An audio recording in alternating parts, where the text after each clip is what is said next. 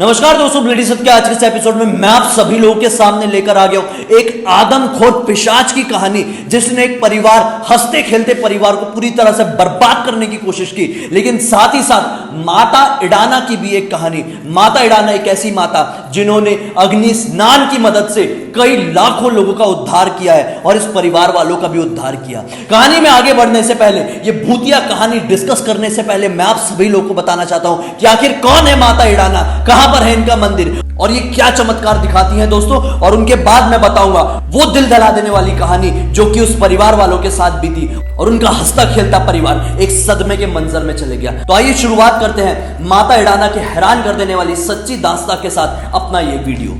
दरअसल दोस्तों, मैं बात कर रहा हूं उदयपुर में स्थित एक छोटे से गांव की, जिस गांव का नाम है बंबोरा।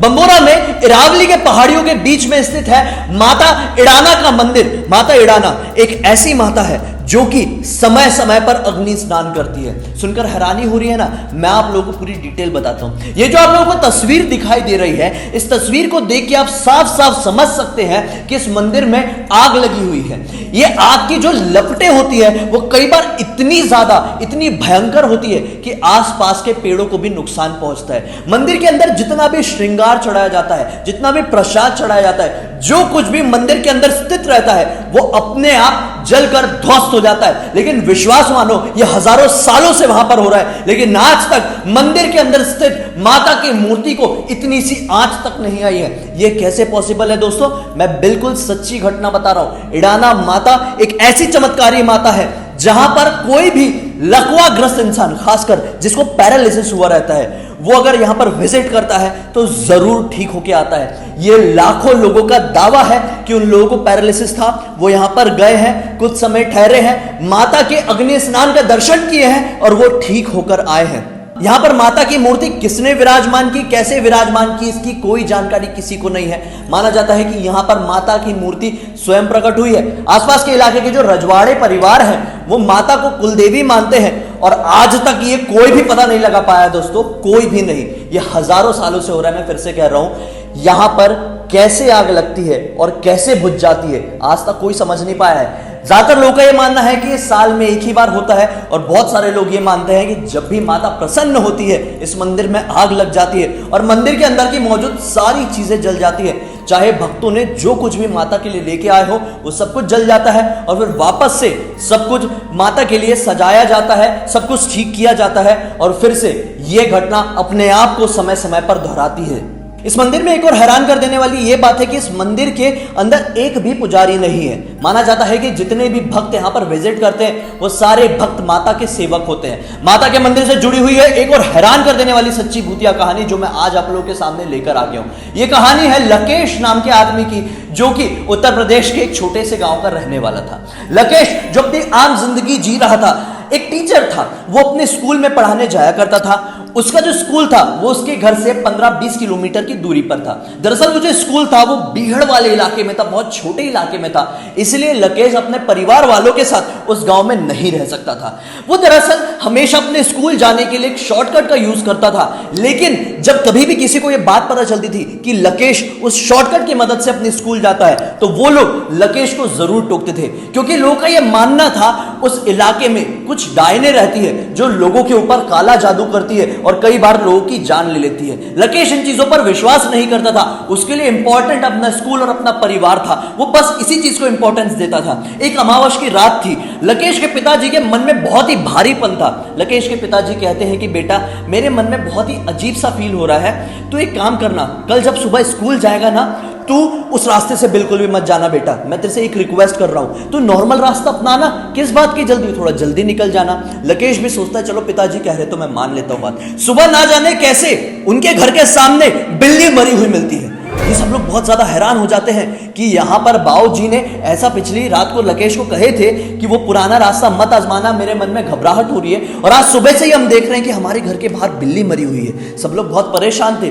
इसी चीज की अफरा तफरी में लकेश स्कूल जाने के लिए लेट हो जाता है। अब क्या होता है, लकेश मन में सोचता है यार ठीक है, मैंने बाऊजी को कह दिया ना, ये सारी चीज कोइंसिडेंस हो सकती है, मैं स्कूल जाऊंगा अपने नॉर्मल वाले रास्ते से।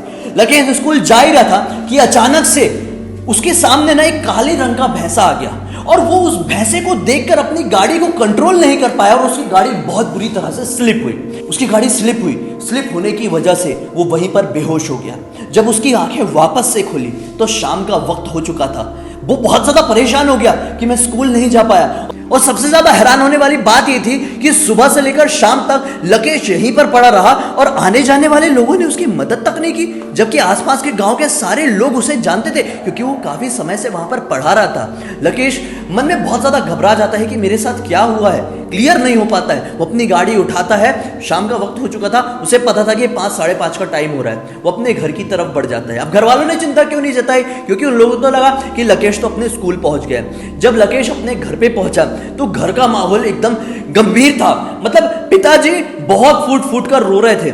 लकेश जाके पिताजी से पूछता है तो पिताजी बताते हैं कि मैंने बहुत बुरा सपना देखा बेटा। मैंने सपने में देखा कि तेरा एक्सीडेंट हो गया है और जैसे ही मेरी नींद खुली और मैक्सिमम 1 मिनट हुए होंगे हम तुझको फोन लगाने ही वाले थे कि तू आ गया है। शुक्र है तू ठीक है ना, तुझे कुछ हुआ तो नहीं है ना। लकेश बहुत ज्यादा घबरा जाता है। लकेश बोलता है नहीं पिताजी मैं ठीक हूं। वो पिताजी और अपने परिवार वालों से सारी बातें छुपा लेता है।